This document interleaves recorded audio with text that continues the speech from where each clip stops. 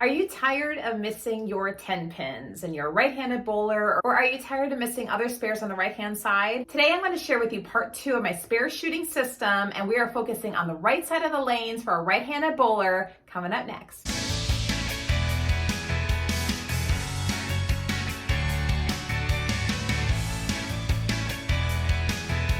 Today I'm going to focus on the right side of the lanes, and this is for a right-handed bowler. If you are a lefty, go ahead and just flip it to the other side, do the mirror image of what I'm talking about today. Okay, first of all, I do recommend that you have a spare ball, a ball that's meant to go straight for you. That will help because often I see people throwing at the right side and they hit their mark and they do everything right, and then the ball hooks away at the last second. Has that happened to you? This is something we should be practicing, not taken for granted. And I talked about that in another video about smart practice. I will also link that one below. If you don't have a spare ball, you can use a house ball, or maybe just throw your regular ball and really work on flattening out your hand so it goes straight. It's also important to not take your spares for granted. This is a mental game. Bowling has a lot of mental components to that. I also did a video on mental game and mental mindset. I will link that one below as well for you guys. In part 1 of my spare shooting system, I talked about the 3-6-9 system. We're going to use that again for the right side of the lanes in part 2, and we're going to start with the 10 pin. That is in zone 7.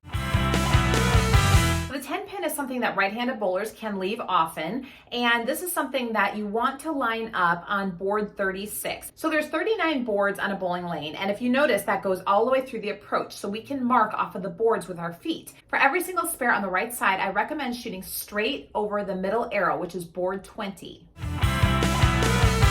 Okay, now we're going to move on to zone 6. This is the 6 pin, and the 6 pin is right next to the 10 pin, and what you're going to do, or what I recommend doing, is again, setting up for your 10 pin on board 36, and then from that spot, moving your feet as a right-handed bowler 3 boards to the right. This will be on board 33. And again, for this spare, we're going to go straight over the middle arrow, which is board 20.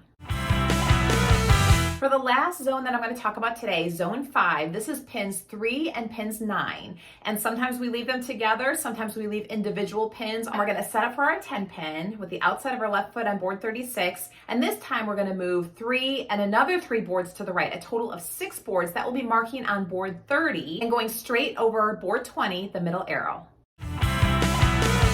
If you leave a combination of pins as a spare to shoot at, the key pin is the pin that's closest to you. So in general, that's the one that you want to mark and adjust for. So that's what I got for you today, guys. Part 2 of my spare shooting system with the 3-6-9 system. I would love to hear what your system is, if this works for you, if this is something that you've done, if you want to increase your spare shooting percentage. I think everybody can always work a little bit on that and never take those spares for granted. If you got something from this video today, guys, feel free to like the video and subscribe to my channel, hitting that bell icon so you don't miss videos that I drop in the future on bowling tips. I appreciate you guys. We'll see you next time. Thanks.